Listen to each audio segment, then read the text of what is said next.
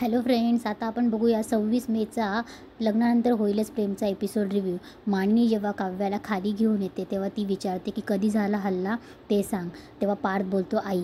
तेव्हा मानिनी बोलते मग तू सांग, तुलाही माहीत असेलच ना. तिला एक अक्कल नाही आहे आणि तुला लपवाछपवी करायची कधीच सवय नव्हती. तेव्हा काव्या बोलते नाही नाही मानिनी काकू, तुम्ही प्लीज शांत व्हा, याच्यात पार्थची काहीच चुकी नाही आहे. तेव्हा काव्या बोलते मी सांगते आणि सगळा झालेला प्रकार काव्या मानिनीला सांगत असते. काव्या सगळं सांगते की तिने पोलीस कंप्लेंट का करू नाही दिली. तेव्हा मानिनी जोरात ओढून बोलते एवढं सगळं ह्या घरात झालं आणि सांगावंसं वाटलं नाही तुला. तेव्हा मानिनी पार्थकडे बघून बोलते तुम्हाला कळतंय का दोघांना?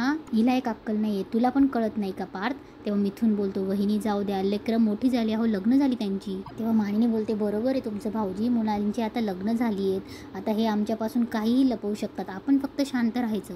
तेव्हा मानिनी काव्याला चिडून बोलते तुझ्या घरी हे झालं असतं तरीही लपवलं असतंस, तुझ्या आईवडिलांपासून लपवलं असतंस हे सगळं. काव्य तुला काय वाटतं, सांगितलं असतंस तर काय केलं असतं? मी डांबून ठेवलं असतं तुला घरात, घराच्या बाहेर पडू दिलं नसतं. तेव्हा मानिनी बोलते तुम्हाला दोघांना कळतंय का तुम्ही काय केलंय ते? पोरखेळ वाटतो हा तुम्हा सगळ्या दोघांना. अरे तुम्ही जर त्याच वेळेला सांगितलं असतं तर कारवाई झाली असती, त्या दीपकवर पकडला गेला असता तो. आणि आज जी नंदिनीची अवस्था झाली आहे ना ती झालीच नसती. म्हणजे आज जी तुझ्या ताईची अवस्था झाली ती तुझ्यामुळे झाली आहे काव्या. इकडे दीपक त्याच्या घरी येतो, खिडकीला त्याने सगळे नंदिनीचे फोटो चिपकवलेले असतात आणि त्याला ते आठवत असतो की तो नंदिनीला आनंद निवासमध्ये कसा प्रपोज करतो. तेव्हा नंदिनी त्याच्या कानाखाली वाजवते. तेव्हा दीपक इकडे नंदिनीचे फोटो बघून बोलत असतो वेडीच नंदिनी, तेव्हा जर तू माझं गुलाब घेतला असता ना तर आज तुला जीवन मरणाच्या दारात उभं राहायची वेळ नसते आली. एव्हा ना तुझ्या जीवामुळे आता तुझा जीवही गेला असेल. तेव्हा दीपक बोलतो रेस्ट इन पीस नंदिनी, देव तुझ्या आत्म्यास शांती देव. इकडे पार्थ बोलतो आई तू शांत हो, काव्या खूप घाबरल्या होत्या म्हणून कोणाला सांगू नको अशा म्हटल्या होत्या. तेव्हा पार्थ बोलतो चिडू नको ना. तेव्हा मानिनी रडत बोलते नाही नाही मी चिडलंच नाही पाहिजे, मी शांतच राहायला पाहिजे, तुम्हाला फक्त चिडणं दिसतंय माझं, माझी माया माझी काळजी नाही दिसत आहे. अरे हिला त्या दिवशी काही झालं असतं तर, नंतर नंदिनीला काही झालं असतं तर, दोघींची जबाबदारी आपल्यावर आहे रे पार्थ. तेव्हा मध्येच वसू बोलते पार्थ अरे मी घरात होती ना, मला का नाही सांगितलं तुम्ही? मला तेव्हाच कळवलं असतं तर मी विक्रमला आणि पोलिसांना बोलवून घेतलं असतं. तेव्हा मानिनी बोलते ते आज कॉन्फरन्समध्ये त्यांना जर तिथे कळलं तर. तेव्हा काव्या बोलते नाही काकू शांत व्हा ना, जे काही वागले मी त्याच्यासाठी परत एकदा सॉरी म्हणते प्लीज. तेव्हा मानिनी काव्याच्या गालाला हात लावते.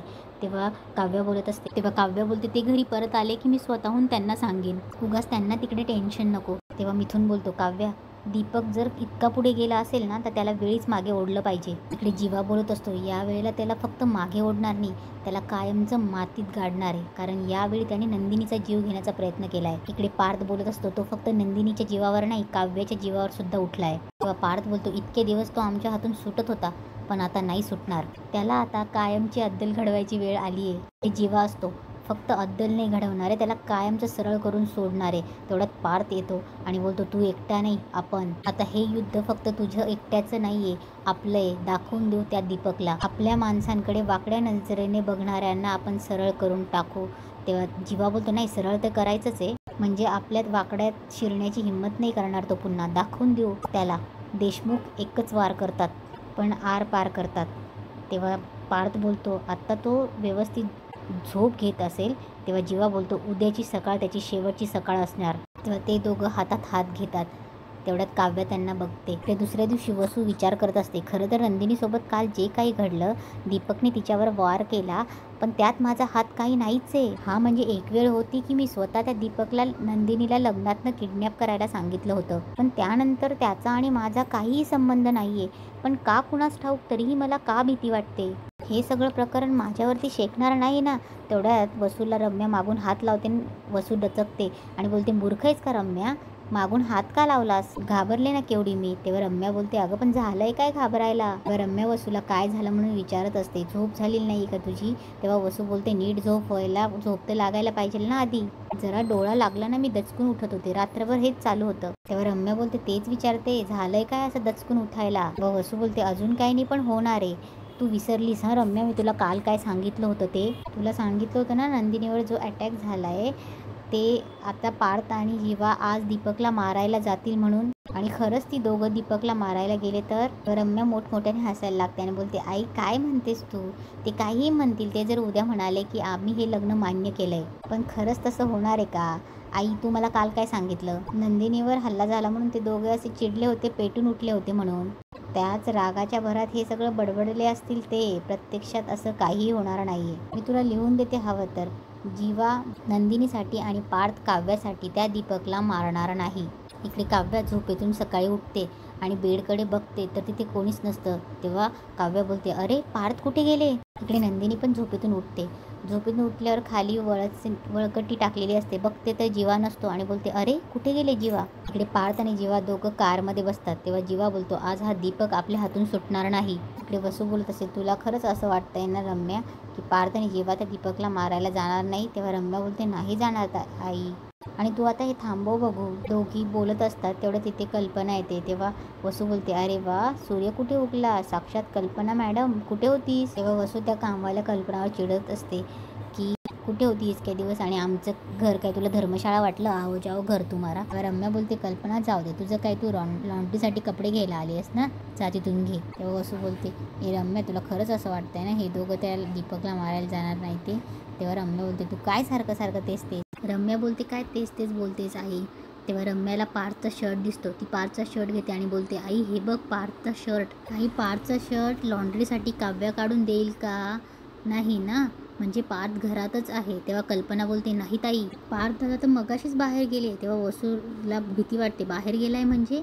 तेव्हा रम्या बोलते, एक मिनिट, बाहेर गेलाय तर हे कपडे कोणी दिले? काव्याने. तेव्हा कल्पना बोलते, हो. तेव्हा रम्याला थोडंसं वेगळं वाटतं आणि बोलते, ठीक आहे ना आई, आज काव्याने दिले कपडे लॉन्ड्रीसाठी. What a big deal. अगं आज कंपनीमध्ये मोठं प्रोजेक्ट, त्यासाठी पार्थ लवकर गेला असेल ऑफिसमध्ये. तेव्हा कल्पना बोलते, अहो नाही ताई, पार्थ दादा ऑफिसला जातात ना, तशी बॅग नाही पाहिली मी त्यांच्या हातात. तेव्हा वसू बोलते, मग काय बघितलंस? तेव्हा कल्पना बोलते, अहो मी बघितलं की पार्थ दादा आणि जीवा दादा अगदी तावातावात बाहेर निघून गेले.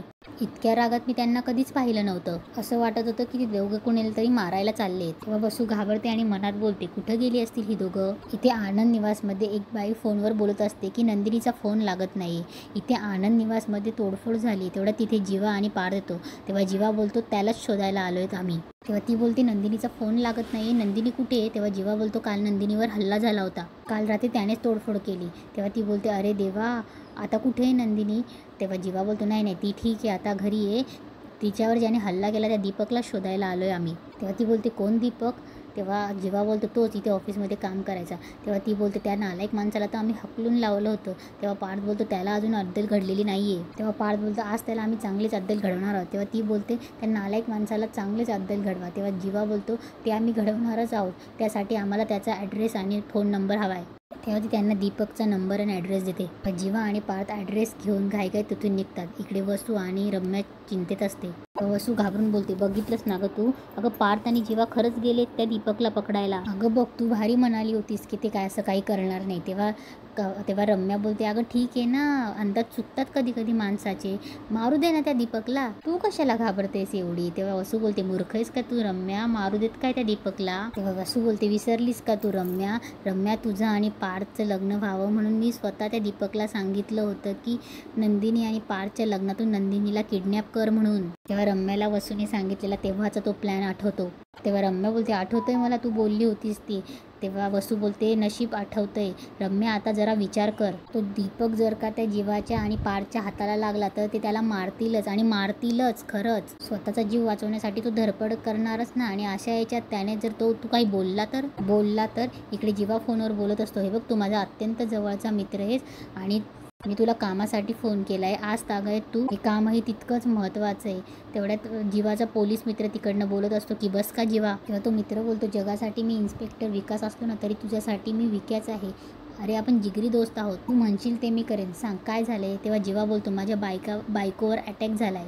तेव्हा जीवा सगळा झालेला प्रकार सांगतो. इकडे काव्या बोलते, अरे बापरे, म्हणजे तुला काय वाटतंय दीपक काय करेल? तेव्हा वसू बोलते, काही करू शकतो का, तो विकृत डोक्याचा माणूस आहे, तो वाटेल ते करेल अगं स्वतःचा जीव वाचवण्यासाठी. तो पार्थ आणि जीवाला हेही सांगू शकतो की नंदिनीला किडनॅप करण्यामागे मी होते, आणि हे जर जीवा आणि पार्थला कळलं ना तर मग रम्या सगळं संपलं. तेव्हा रम्या बोलते, अरे देवा, हे म्हणजे असं झालंय की आपलं पाप आपल्या समोर आहे. तेव्हा वसू बोलते, हो ग. तेव्हा रम्या बोलते, नाही आई, खरंच जर असं झालं ना तर आपल्या दोघींना हकलून देतील हे घराच्या बाहेर, आणि तेव्हा आपल्याला थांबवायला सुद्धा कुणी नसेल. तेव्हा वसू बोलते, नाही मी असं अजिबात होऊ देणार नाही.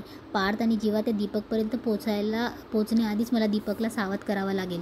इकडे विकास जीवाला बोलत असतो की त्या हरामखोराची हिंमत कशी झाली वहिनींवर हल्ला करण्याची.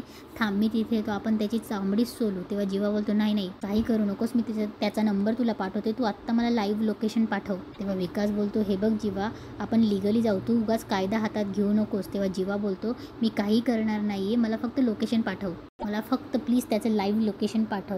तेव्हा विकास बोलतो, हे बघ जीवा.